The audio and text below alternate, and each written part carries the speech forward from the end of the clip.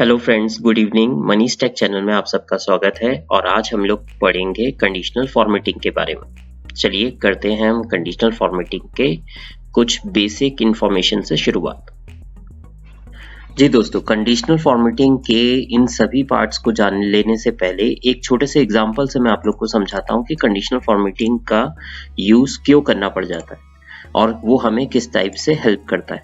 Conditional formatting क्या करता है कि आपने इस एक पूरी रेंज को सेलेक्ट किया, जैसे कि ये सपोज मेरा एक सेल का डाटा है, उसमें हर मंथ में कुछ कुछ यूनिट्स मैंने सेल करी है और मुझे एकदम से ये प्रेजेंट करना है कि 80 यूनिट से ज़्यादा कौन कौन से मंथ में सेल हुई है, उनको मुझे कलर हाईलाइट करना है। तो मैंने क्या किया, सिंपल से यहाँ गया, ग्रेटर देन यहाँ पर मैंने 80 लिख दिया। तो 80 यूनिट से मैंने जिस मंथ में सेल करी है ये फिगर मेरे सामने आ गई। कलर्स मैं चेंज कर सकता हूँ, सिंपल से यहाँ पर गया, जैसे मैंने यहाँ पर मैं 80 लिखा था, उस 80 लिखने के बाद में जो मैंने कलर अगर चेंज करना चाहता हूँ तो यहाँ से जाकर मैं कलर भी चेंज कर सकता हूँ। जो आप देना चाहते हैं, आप ब्लू कलर दे दें, उसको आप फिर बाद में फ़ॉन्ट कुछ भी चेंज करना चाहें तो वो कर लें। तो अभी हम ऐसा कुछ भी नहीं कर रहे हैं, अभी मैंने सिंपल से आपको 80 कलर रेड हाईलाइटेड करके ये दिखा दी। तो ये मेन कंडीशनल फॉर्मेटिंग होती है, वरना इसी काम को करने के लिए आपको 1 बाय 1 काउंट्स को सेलेक्ट करके कलर देना पड़ेगा और वो बहुत टाइम कंज्यूमिंग रहेगा। तो अब हम चलते हैं, आपको आई होप कंडीशनल फॉर्मेटिंग क्यों की जाती है वो समझ में आ गया होगा। और जैसे इसका नाम है कंडीशनल फॉर्मेटिंग, तो मतलब कुछ ना कुछ कंडीशंस के अकॉर्डिंगली हमारी फॉर्मेटिंग होगी। तो हम उन कंडीशंस को समझते हैं कि किस किस कंडीशंस के अकॉर्डिंगली हम लोग फॉर्मेटिंग कर सकते हैं, राइट। तो दोस्तों, मैंने आपके लिए ये पहले से अपनी वर्किंग करके रखी है। ये टोटल 16 पॉइंट हैं जिनको मैं अभी आपको बताने जा रहा हूँ और बहुत जल्दी ये खत्म हो जाएंगे, इतना टाइम नहीं लगेगा इनको बताने में। लेकिन सबसे पहले को बताने के लिए मैं आपको थोड़ा सा एक्सप्लेन कर देता हूँ, बाकी सब ऑलरेडी से मैंने रेडी करके रखे हैं, मैं जल्दी से बताते चला जाऊँ। ये देखिए, कंडीशनल फॉर्मेटिंग में जैसे आप ये देख रहे हैं, greater than, lesser than, between, equals to, text that contains और a date occurring duplicate values, और इसमें ये सब कलर स्केलिंग्स, ये सब मैंने ऊपर हेडिंग में डाल के रखे। तो अब मैं बार बार मेन्यू के अंदर नहीं जाऊंगा आपको बताने के लिए, मैं आपको यहीं से बता देता हूँ, ठीक है ना। और सबसे पहला फर्स्ट एग्जांपल देकर मैं जो आपको बता रहा हूँ वो कुछ ऐसा है, जैसे कि ग्रेटर देन जस्ट अभी मैंने थोड़ी देर पहले आपको बताया, लेकिन ये थोड़ा सा मैं इसको डायनेमिक करने वाला हूँ। तो डायनेमिक कैसे करने वाला हूँ वो बता रहा हूँ। आप जब भी कंडीशनल फॉर्मेटिंग में जाते हैं तो आपको सबसे पहले एक रेंज सेलेक्ट कर लेनी है, जैसे आप जिस पर वो अप्लाई करना चाहते हैं, जिस सेल पे करना चाहते हैं। अगर सिंगल सेल पे अप्लाई करना चाहते हैं तो सिंगल सेल पे कर लें। तो ये चीज़ें मैंने पूरी की पूरी सेलेक्ट कर ली, ये नंबर्स मैंने पूरे सेलेक्ट कर लिए और फिर मैं गया यहाँ पर हाईलाइट में ग्रेटर देन में जाकर यहाँ पर जैसे ही मैं यहाँ पर लिखता हूँ 6, तो 6 से ज़्यादा वाले जितने भी हैं वो सब हाईलाइट हो रहे हैं ना यहाँ पर हाईलाइट। अब इसको डायनेमिक बनाने के लिए मैं क्या करूँगा, मैं यहाँ पर कोई वैल्यू नहीं लिखूंगा, मैं यहाँ जाऊँगा और यहाँ जाकर एक वैल्यू लिख दूंगा। ये मैंने रेंज सेलेक्ट कर ली। कैसे करी फिर से बता देता हूँ एक बार, थोड़ा सा जूम करके। ये लीजिए, मैंने जूम किया और बाद में मैं इस चीज़ को दोबारा किसी के लिए भी रिपीट नहीं करूँगा। मैंने एक रेंज सेलेक्ट करी है, इस रेंज को सेलेक्ट करने के बाद मैं कंडीशनल फॉर्मेटिंग में गया हूँ, मैं हाईलाइट में गया हूँ, ग्रेटर देन पे गया हूँ और मैं यहाँ पर कोई भी फिगर को मैन्युअली नहीं लिख रहा हूँ। मैंने इस फिगर को यहाँ से मिटा दिया और ये एरो पे मैंने क्लिक किया और यहाँ पर मैंने इस सेल को सेलेक्ट कर लिया। अब जो भी मैं इस सेल पे लिखूंगा वो मेरी यहाँ की वैल्यू बन जाएगी और एक्सेल में उस वैल्यू को कंसीडर करते हुए यहाँ पर मैं मेरा कंडीशनल फॉर्मेटिंग मीन्स मैंने जो कलर दिए हुए हैं वो कलर उसके अकॉर्डिंगली अप्लाई होंगे, ठीक है। तो जैसे मैंने इसको ओके किया, अभी यहाँ पर मैं देखिए कि अभी तो ब्लैंक है, तो ब्लैंक मतलब वो सभी को कंसीडर कर रहा है। लेकिन अगर मैंने ग्रेटर देन कर दिया 2, तो देखिए उसने 2 से ग्रेटर देन वाले सारे हाईलाइट कर दिए, बाकी उसने कोई हाईलाइट नहीं किया, राइट। अगर मैंने यहाँ पर कर दिया 6, तो ये 6 से ग्रेटर देन वाले उसने हाईलाइट कर दिए। इस तरह से हमने इसको डायनेमिक बना दिया, वरना बार बार हमें सिस्टम मतलब इस कंडीशनल फॉर्मेटिंग के अंदर जाकर अपनी वैल्यू को चेंज करना पड़ता अगर हमें डिफरेंट टाइप के एनालिटिकल रिजल्ट्स चाहिए होते। ये फिगर तो मैंने आपको बस 1 2 3 10 तक करके बताया दोस्तों। हमारा डाटा जो होता है ना वो बहुत सारा होता है, 50,000 60,000 रोज का डाटा होता है। तो कभी कभार हमें कंडीशंस के अकॉर्डिंगली एनालिसिस करने के लिए इस टाइप से डायनेमिक बनाना पड़ता है, ठीक है। तो अभी मैं आपको थोड़ा छोटे छोटे तरीके से बता रहा हूँ, जब हम लोग आगे MIS की क्लासेस करेंगे और MIS वर्किंग समझेंगे 10,000 20,000 रोज पर, तब आपको ये सारी चीजें ज्यादा क्लियर और हो जाएंगी। लेकिन अभी इसकी एक बार प्रैक्टिस जरूर करिएगा। अब मैं तुरंत जल्दी से आगे चलता हूँ और अपने इन 16 पॉइंट्स को जल्दी जल्दी खत्म करता हूँ, ठीक है। ये ग्रेटर देन का कॉन्सेप्ट आपको समझ में आया। जैसे मैंने यहाँ पर वैल्यू लिखी और यहाँ पर इसने मुझे 6 से ज्यादा वाली वैल्यूज को हाईलाइट कर दिया। उसी तरह से अगर मुझे लेस देन वाली वैल्यू को हाईलाइट करना है तो मैंने यहाँ पर मैं जैसे कि 5 लिख दिया, तो 5 से कम वाली उसने सारी हाईलाइट कर दी। 5 से कम क्या है, 1 2 3 4 5। ये कैसे कर रहा है हाईलाइट, जस्ट अभी ये डायनेमिक में आपको बता के हटाऊं, ठीक है। अब बिटवीन में क्या है, बिटवीन में दो चीजें मुझे देनी पड़ेगी कि किसके बिटवीन में मुझे चीजों को हाईलाइट करना है। तो मैंने क्या किया, मैंने बोला कि 2 और 8 के बीच में आप हाईलाइट कर दो। तो देखिए 2 लिखा 8 लिखा, उसके बीच में ये चीजें हाईलाइट हो गई और बाकी नंबर्स हाईलाइट नहीं हो रहे। 9 और 10 हाईलाइट नहीं हो रहे, 1 हाईलाइट नहीं हो रहा। इसी तरह से एक फंक्शन आता है इसी कंडीशनल फॉर्मेटिंग में इक्वल टू से। जैसे अभी हमने बिटवीन किया, इक्वल टू आता है। अब इक्वल टू में क्या होता है कि आप जो भी लिखोगे बस वो उसी को हाईलाइट करेगा। जैसे मैंने यहाँ पर कुछ नंबर्स लिखे हैं, तो इन नंबर्स के लिए मैंने एग्जांपल दिया कि मैंने यहाँ पर सपोज 3 लिख दिया। ये जो मैं सेल पे लिख रहा हूँ ये आपको पता है ये क्यों लिख रहा हूँ, इसमें कंफ्यूज मत होइएगा।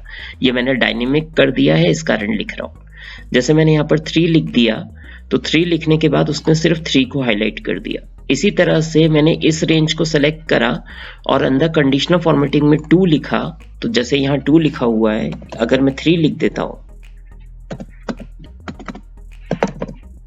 3, तो उसने 3 को हाईलाइट कर दिया, ठीक है। इसी तरह से टेक्स्ट दैट कंटेन में, जैसे मेरा ये रेंज ऑफ सेल, ये मेरा रेंज है जिसमें मुझे हाईलाइट करना है कि फ्राइडे कहाँ लिखा है, तो उसने फ्राइडे हाईलाइट कर दिया। अगर मैं चाहता हूँ ये देखना कि संडे कहाँ कहाँ लिखा है, तो ये देखिए जैसे मैंने यहाँ संडे लिखा उसने संडे को हाईलाइट कर दिया। तो जब हमें टेक्स्ट से रिलेटेड कुछ भी कंडीशनल फॉर्मेटिंग करने की जरूरत पड़ती है तो हम टेक्स्ट दैट कंटेन का यूज करते हैं। और अगर हमें नंबर से रिलेटेड करना होता है तो नंबर से रिलेटेड में हम लोग greater than, lesser than, between, equals to का यूज कर सकते हैं। इक्वल्स टू दोनों के लिए है, टेक्स्ट और नंबर्स दोनों के लिए, ठीक है दोस्तों। डेट है तो डेट के लिए अब मैं आपको वापस कंडीशनल फॉर्मेटिंग के अंदर लेके जाऊंगा और इसमें आपको मैं ऑप्शंस दिखाता हूं कि डेट के लिए क्या क्या ऑप्शंस है। जैसे हम लोग डेट पे क्लिक करते हैं तो यहाँ पर में ऑप्शंस आते हैं yesterday, today, tomorrow, last week, this week. तो अगर मैं यहाँ पर येस्टरडे सेलेक्ट कर लेता हूँ सिंपल एक, तो ये देखिए जैसे आज 22 तारीख है तो उसने सिस्टम ने क्या किया, 21 तारीख को सेलेक्ट कर लिया।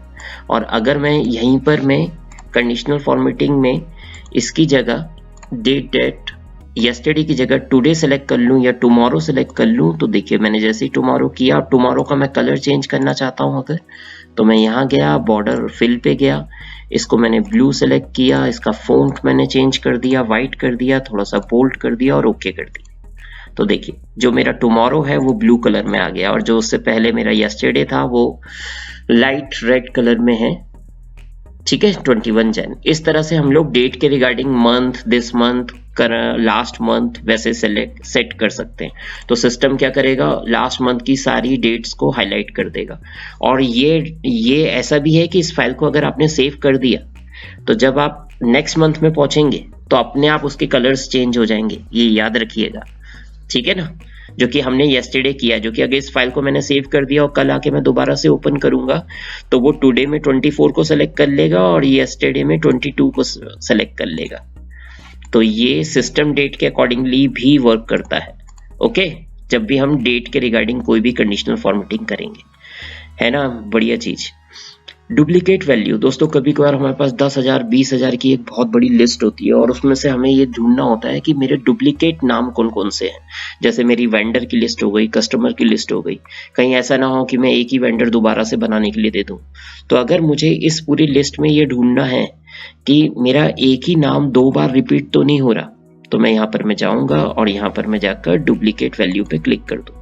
तो जैसे ही मैं डुप्लीकेट पे क्लिक करूंगा तो जो जो नाम बार बार रिपीट हो रहे हैं, जैसे मनीष 2 बार रिपीट हो रहा है, अजय 3 बार रिपीट हो रहा है, तो उसने उन चीजों को हाईलाइट कर दिया, बाकी किसी नाम को हाईलाइट नहीं किया।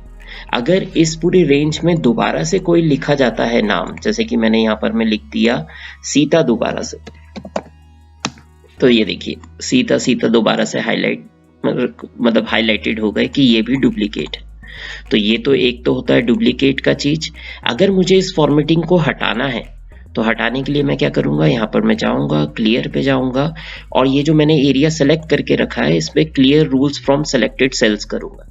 ये जैसे मैंने किया, ये मैंने क्यों किया, ये बताने के लिए कि जिस तरह से हमने डुप्लीकेट पे रूल लगाए थे वैसे ही हम लोग यूनिक पे भी रूल लगा सकते हैं। कैसे लगा सकते हैं, जब मैंने ये डुप्लीकेट पे क्लिक किया तो उसने यहाँ पर मैं ये विंडो ओपन करी, और इस विंडो में अगर मैं यूनिक सेलेक्ट कर लेता हूँ और जैसे ही ओके करता हूँ तो ये देखिए यूनिक सिर्फ हाईलाइट हो गए, जो डुप्लीकेट है वो डुप्लीकेट हाईलाइट नहीं हो रहे, यूनिक हाईलाइट हो रहे।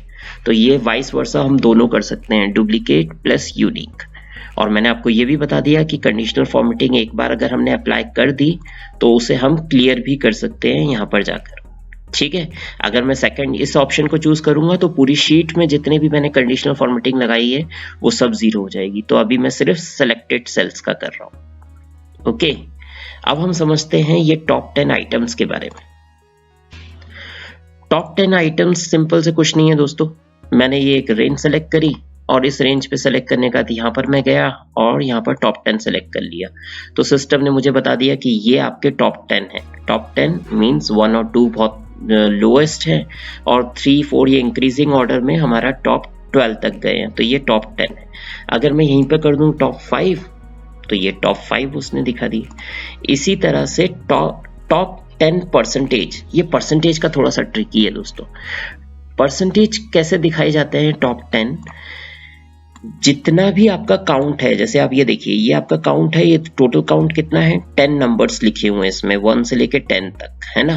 तो 10 का 40%, 10 नंबर्स का 40% कितना होगा, 4 होगा। मतलब क्या कहना चाह रहा हूं कि जितना भी आपने इधर रेंज सेलेक्ट करके जब आप यहाँ पर में जाएंगे और यहाँ पर में सेलेक्ट करेंगे टॉप 10%, तो वो आपसे पूछता है कि टॉप 10% में मुझे आपको कितना परसेंट दिखाना है। तो जैसे मैंने कहा कि मुझे आप 30% दिखा दो, चलो, तो टॉप 10 का 30% ये 4 सेल हुए। जैसे कि मैंने यहाँ पर गया और यहाँ पर जाके मैंने 30 लिखा, तो ये देखिए, सॉरी इससे पहले एक मेरे से मिस्टेक हुई है जो मैं आपको दिखा देता हूँ, वो भी आप लोग के लिए अच्छी लर्निंग हो गई कि पहले जाकर कुछ भी नया रूल एप्लीकेबल करने से पहले पुराना रूल आपको हटाना जरूरी है, वरना आपको कंफ्यूजन होता रहेगा कि ये मुझे सही आंसर क्यों नहीं दे रहा। अभी देखिए मैंने पुराना हटा दिया और अब मैंने इसको दोबारा से सेलेक्ट किया और फिर मैं यहाँ पर गया।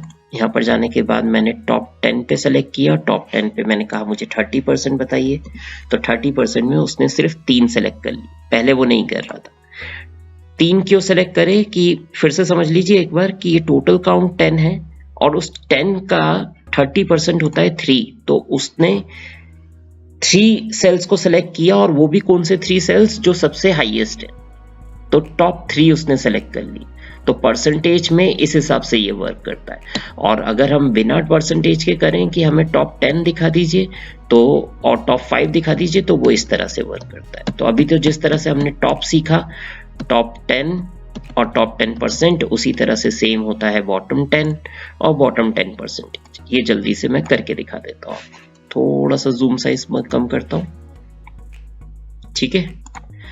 ये जल्दी से अब मैं आपको करके दिखा देता हूँ। यहाँ पर गए बॉटम 10, तो बॉटम 10 ये हो गए, इसको अगर मैंने 5 कर दिया तो ये बॉटम 5 हो गए, ये देख लीजिए। और इसी को अगर परसेंटेज के अकॉर्डिंगली वापस मैं वैसे ही करूंगा, कंडीशनल फॉर्मेटिंग में गए बॉटम 10, तो ये बॉटम 10 की जगह मैंने कर दिया बॉटम 30%, तो मतलब 3 आएंगे और 3 टॉप के आ गए, जो कि वो बॉटम का कंडीशन हमने दी थी। अब एवरेज मतलब क्या कि अबव एवरेज मतलब ये जो मैंने टोटल सेलेक्ट किया उसका एवरेज है 5.5, तो 5.5 से ऊपर वाले हाईलाइट होने चाहिए, एवरेज से ऊपर वाले। तो मैंने यहाँ पर किया अबव एवरेज, तो अबव एवरेज से सारे हाईलाइट हो गए।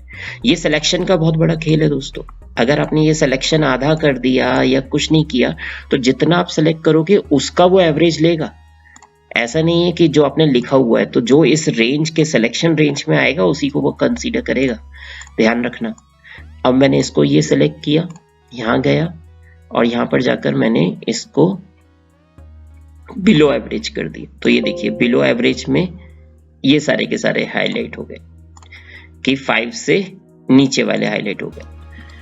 अब हम लोग आ जाते हैं यहाँ पर में डाटा बार के बारे में समझने के लिए। डाटा बार क्या रहता है दोस्तों, यहाँ पर में जाते हैं हम और ये रहा डाटा बार। डाटा बार में डिफरेंट टाइप के कलर्स हैं और वो आपको एक ग्राफिकल लुक देता है दिखाने के लिए अपने डाटा को कि कौन सा चीज कितना परसेंटेज में है। मतलब जैसे कि 10 जो है वो सबसे बड़ा एक बार टाइप का आ गया और 1 के लिए सबसे छोटा आ गया। अगर मैं इसको सीक्वेंस इसके बदल देता हूँ, जैसे यहाँ 10 लिख देता हूँ, तो ये देखिए, और फिर जैसे जैसे मैं बदलते जाऊंगा ना तो दोस्तों उसका ग्राफ में भी चेंजेस आते जाएंगे, जो कि अब सबसे हाईएस्ट वैल्यू 20 आ गई। अब सपोज मैं सबसे हाईएस्ट वैल्यू 100 लिख देता हूँ तो देखिए सारे के सारे छोटे होगा और सिर्फ 100 का बार बड़ा होगा, जो कि इस पूरे रेंज में 100 ने बहुत बड़ी जगह घेर ली।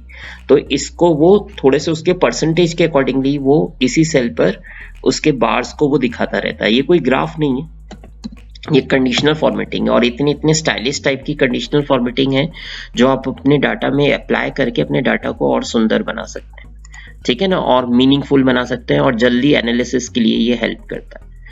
तो लास्ट 2 पॉइंट्स हमारे बचे हैं आज की क्लास के और वो हैं 50। इस पर आते हैं हम कलर स्केल्स पर।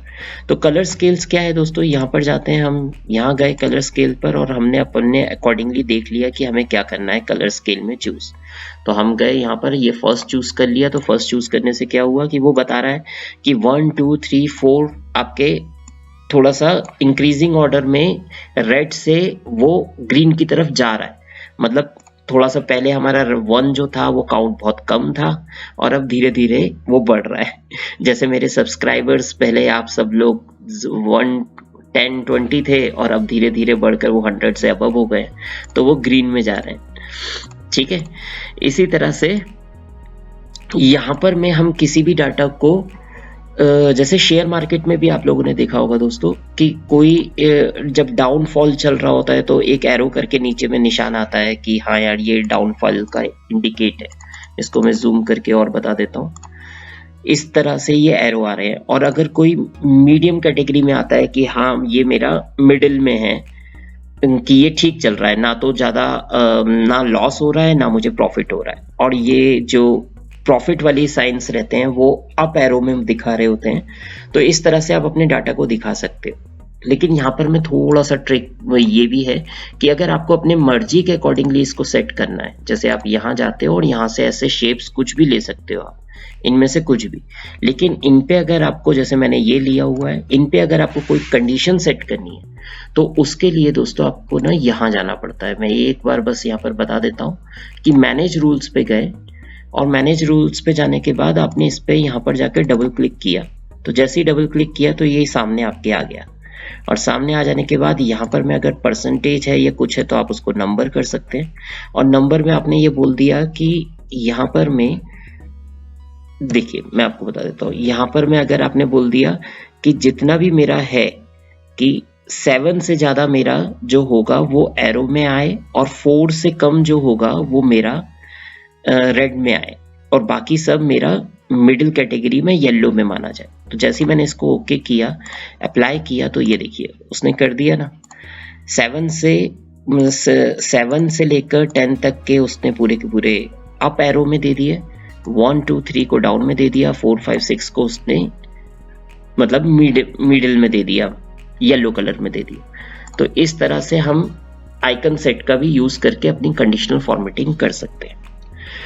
तो दोस्तों आज के ये बेसिक एक्सेल में बेसिक कंडीशनल फॉर्मेटिंग डे में इतना बहुत है। कल मैं आप लोग को इसी का एडवांस बताऊंगा कि हम लोग इफ फॉर्मूला, कंडीशन फॉर्मूला लगाकर कैसे कर सकते हैं, ठीक है ना। हम वो कंडीशन इफ फॉर्मूला मैं जरूर आपको बताऊंगा, लेकिन फॉर्मूला सिखाऊंगा नहीं, कुछ करूंगा नहीं। मैं बस उन लोगों को ये बताना चाहता हूँ कि फॉर्मूला भी यूज हो सकता है, ठीक है। और आगे चल के जब हम लोग फंक्शन करेंगे, फॉर्मूलेस करेंगे, तब आपको तो क्लियर हो ही जाएगा कि किस किस फॉर्मूलों को हम लोग कंडीशनल फॉर्मेटिंग में यूज कर सकते हैं। कोई ज़्यादा कॉम्प्लिकेटेड नहीं करेंगे, बस थोड़ा सा मैं आपको इतना बताऊंगा कि फॉर्मूले का यूज कैसे किया जा सकता है। ठीक है, तो दोस्तों थैंक यू। आज की क्लास हम लोग यहीं पर कंप्लीट करते हैं, कल फिर मिलेंगे। मैं मनीष शर्मा, एमटेक चैनल में। तो दोस्तों ये थे 16 very important points conditional formatting के, जिसके मदद से आप अपने डाटा को और बेहतर और सुंदर बना सकते हैं और मीनिंगफुल और बना सकते हैं। एनालिसिस के लिए बहुत आपको कंडीशनल फॉर्मेटिंग हमेशा हेल्प करेगा, तो इसको यूज करना स्टार्ट करें जो लोग यूज नहीं कर रहे हैं। और कल हम कंडीशनल फॉर्मेटिंग की डे 2 क्लास के साथ, पार्ट 2 क्लास के साथ वापस हाजिर होंगे। Okay, thank you, good night and जय हिंद।